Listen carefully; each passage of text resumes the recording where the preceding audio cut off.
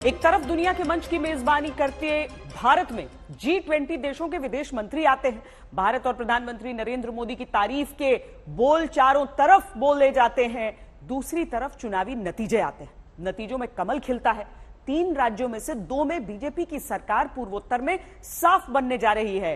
शाम को प्रधानमंत्री बीजेपी मुख्यालय पहुंचते हैं, याद कराते हैं कैसे विरोधियों ने उनके मरने तक की बात की, लेकिन जनता ने कहा मत जा मोदी।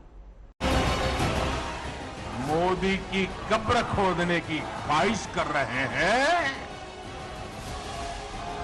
जहां मौका पड़ता है कमल खिलता ही जा रहा है।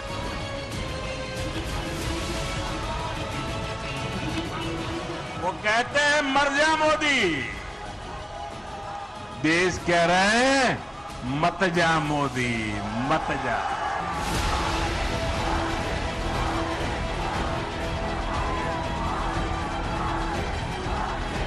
होली से पहले होली और दिवाली जब पूर्वोत्तर में चुनावी नतीजों ने मनाने का मौका दिया, तब शाम को पूर्वोत्तर की विजय क्रांति का जश्न दिल्ली के बीजेपी मुख्यालय पर मना।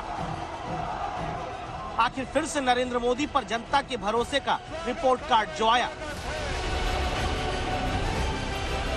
त्रिपुरा में बीजेपी की वापसी, नागालैंड में बीजेपी गठबंधन का क्लीन स्वीप और मेघालय में अपने दम पर चुनाव लड़कर सीटें बढ़ाई।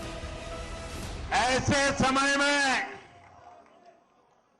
जब कुछ लोग मोदी की कब्र खोदने की ख्वाहिश कर रहे हैं, जहां मौका पड़ता है कमल खिलता ही जा रहा है, खिलता ही जा रहा है। चुनावी नतीजे भले ही आकार में छोटे राज्यों के हों, लेकिन परिणाम में सियासी आकार 2024 के लिए बड़ा संदेश लिए हुए। संबंध 2024 के लिए बीजेपी के प्लान 350 सीट से जुड़ा हुआ। अब तक 3 राज्य यानी असम, मणिपुर और अरुणाचल प्रदेश में बीजेपी की पकड़ मजबूत मानी गई, लेकिन अब नतीजों ने यह भी बताया कि पूर्वोत्तर में मोदी के प्रति भरोसा बढ़ रहा। आंकड़े कहते हैं कि 2003 के एक अपवाद को छोड़ दे तो 2016 तक पूर्वोत्तर में जहां बीजेपी की सरकार किसी राज्य में नहीं थी, अब वहां 8 में से 5 राज्यों में बीजेपी की सरकार है। त्रिपुरा में बहुमत के साथ वापसी है, नागालैंड में बड़ा स्ट्राइक रेट है और पार्टी की पूर्वोत्तर की तरफ देखो वाली नीति हिट है। छोटे राज्यों को इस तरह तिरस्कार की भावना से देखकर कांग्रेस बहुत बड़ी गलती कर रही है। इसी सोच की वजह से कांग्रेस ने हमेशा देश के गरीब को छोटा समझा, देश के दलित, पिछड़ों, आदिवासियों को छोटा समझा। कांग्रेस ने हमेशा संख्या बल को, वोट बैंक को देखते हुए राजनीति की है। यही मानसिकता है जिसने आजादी के बाद देश का बहुत बड़ा नुकसान किया। नागालैंड और मेघालय में ईसाई और आदिवासी वोटर किंग मेकर है। सीधे शब्दों में समझे तो दोनों राज्य ईसाई और आदिवासी बहुल। चुनावी परिणाम कहते हैं कि यहां पर बीजेपी की स्वीकार्यता बढ़ी। ये सिर्फ चुनावी रैलियों से संभव नहीं हुआ। प्रधानमंत्री 2017 के बाद से 47 बार नॉर्थ ईस्ट के दौरे पर जा चुके। पूर्वोत्तर के 8 राज्यों में हर 15 दिन में कोई न कोई केंद्रीय मंत्री जरूर पहुंचता है। योजनाओं के लिए पूर्वोत्तर का बजट बढ़कर 5,800 करोड़ रुपए से ज्यादा का है। तब चुनावी नतीजे कहते हैं कि अगर उत्तर भारत से सीटों में कहीं कोई कटौती लोकसभा के चुनाव में होती भी है, तो बीजेपी के लिए पूर्वोत्तर उस कमी को पूरा करने के लिए खड़ा है। आज के चुनाव और इन चुनाव परिणामों में देश के लिए, दुनिया के लिए बहुत सारे संदेश हैं।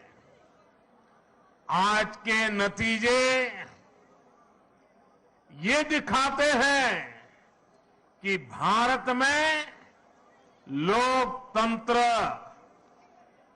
और लोकतांत्रिक व्यवस्थाओं पर कितनी आस्था है, एक मजबूत आशावाद है।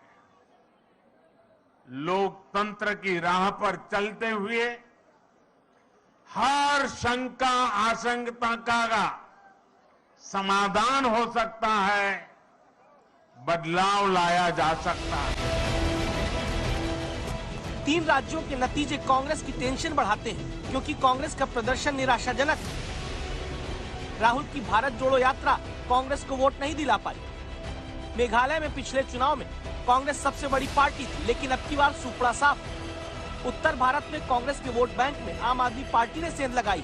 पूर्वोत्तर में कांग्रेस के वोट बैंक में टीएमसी चोट पहुंचा रही है।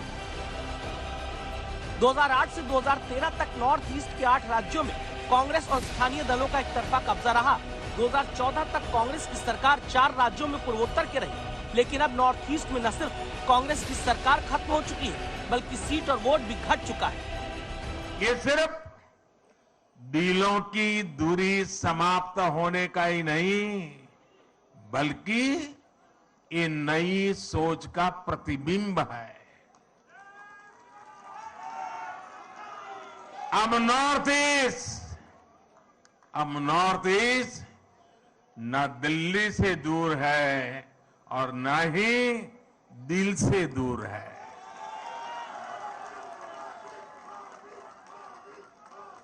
ये युग परिवर्तन का समय है। ये नया इतिहास रचे जाने का समय है। मैं नॉर्थ ईस्ट की शांति, समृद्धि और विकास का ये समय देख रहा हूं। हिंदी बेल्ट की पार्टी कहीं समझे जाने वाली बीजेपी का पूर्वोत्तर तक जारी विस्तार इस बात का संदेश देता है कि देश के अलग अलग हिस्से में बीजेपी की स्वीकार्यता न सिर्फ बढ़ी है, बल्कि और मजबूत भी हुई है।